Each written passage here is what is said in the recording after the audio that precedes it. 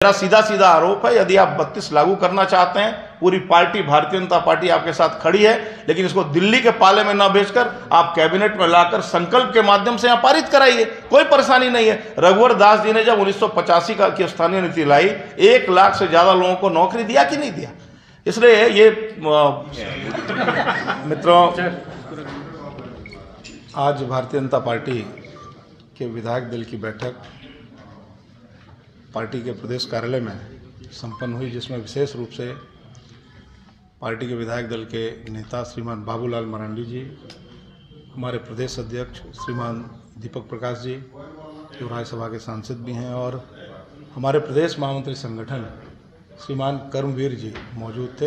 उनके साथ लगभग सारे विधायक मौजूद थे। एक बीमार हैं, हम सबको पता है, और एक विधायक रांची के श्रीमान सीपी सिंह जी की सूचना है कि वो बाहर हैं। बाद बाकी सारे विधायक यहाँ मौजूद थे। जैसा कि एक माहौल बनाया जा रहा है पिछले कई माह से झारखंड में, विशेष रूप से 2 विषयों को लेकर, एक 1932 का खतियान और दूसरा ओबीसी आरक्षण। कल का जो सत्र है, जो विधानसभा से कागजात आए हैं, इन्हीं 2 विषयों का जिक्र है। भारतीय जनता पार्टी का मानना है कि हम कभी भी 1932 के खतियान के विरोधी नहीं रहे,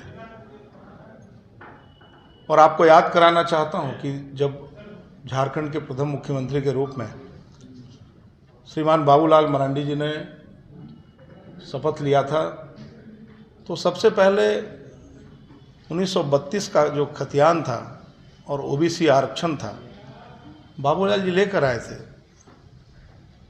हस्र हम सब जानते हैं कि किस प्रकार कोर्ट ने मामले को समाप्त कर दिया। सारे विधायकों ने एक स्वर में बैठक में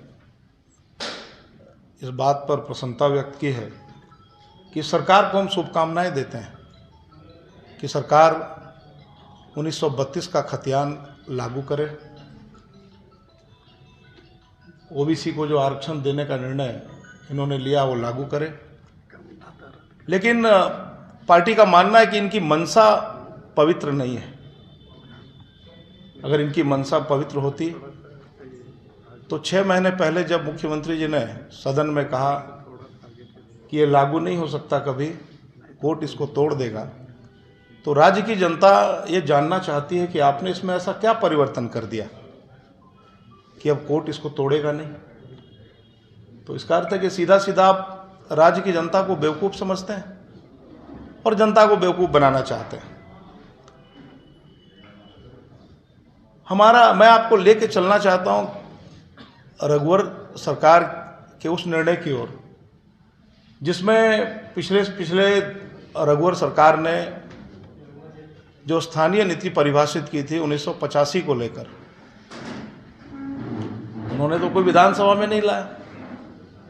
उन्होंने तो कोई अनुसूची 9 के लिए अनुशंसा करके दिल्ली में भेजने का काम नहीं किया।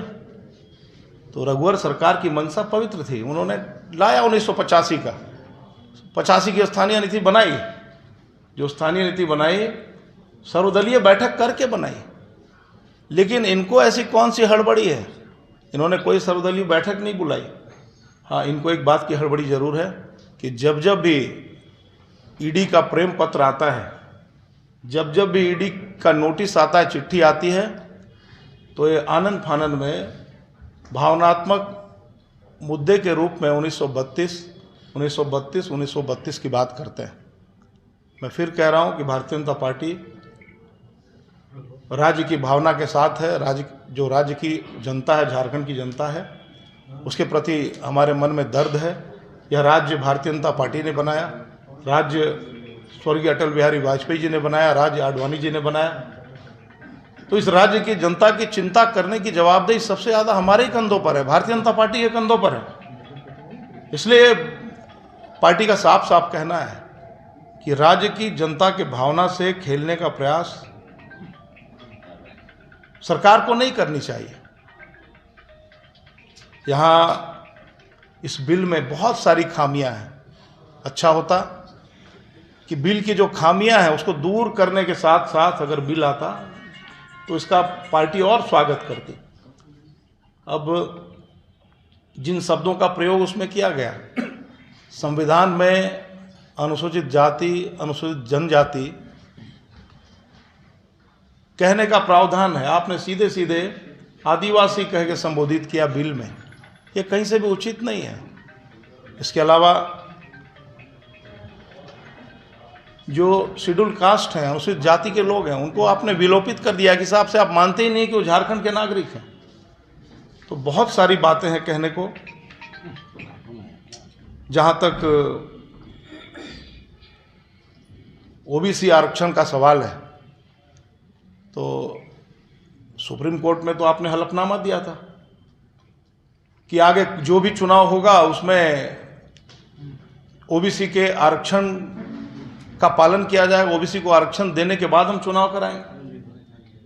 हमने तो मांग किया था कि पंचायत चुनाव के पहले हमने मांग किया था कि पंचायत चुनाव में भी ओबीसी को आरक्षण मिले। हम तो चाहते हैं कि ओबीसी को आरक्षण मिले, उसका अधिकार मिले, लेकिन आपने पंचायत चुनाव ऐसे ही करा दिया।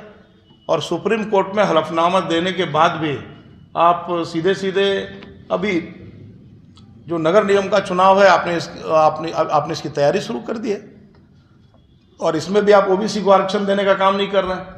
तो मेरा मानना है कि सिर्फ और सिर्फ सेंटिमेंटल विषय उभारना, झारखंड की जनता के साथ कोरा राजनीति करना, ईडी का जो शिकंजा है उससे बचने के लिए जनता का ध्यान भटकाना, भ्रष्टाचार में जो आकंठ डूबी सरकार है, जिस तरह से खेल हो रहा है झारखंड में खान खनिजों को लूटने का, उन सबसे ध्यान भटकाने के लिए इस प्रकार का सेंटिमेंटल बात सरकार के द्वारा बार बार किया जा रहा है।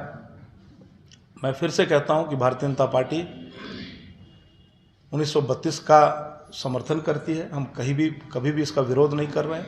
हम ओबीसी के आरक्षण का समर्थन करते हैं, लेकिन उनकी जो मंशा है वो पवित्र नहीं है। ये मेरा साफ साफ कहना। आपके तरफ से कोई सवाल हो?